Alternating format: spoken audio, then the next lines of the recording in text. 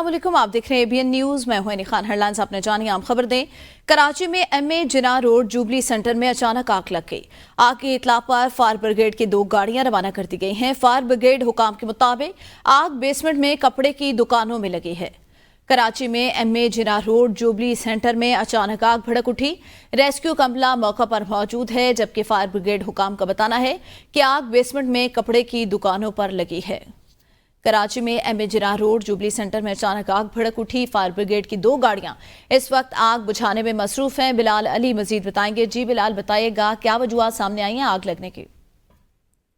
जी बिल्कुल, देखें MA जिना road है, जुबली सेंटर है, इसमें आग लगी थी। आग लगी इस तरह पर फायर ब्रिगेड की 2 गाड़ियां जो है रवाना कर दी गई थी।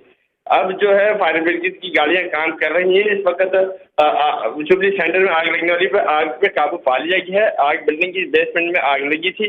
आग लगने के बाद 3 दुकानें मुतासिर हुई हैं। फायर ब्रिगेड 3 गाड़ियां जिसमें आग को काबू पा लिया गया है। इस वक्त कूलिंग का अमल जारी है। कूलिंग का अमल मुकम्मल होने के बाद आग लगने की वजह मालूम हो सकेगी। जी सही, बहुत शुक्रिया बिलाल।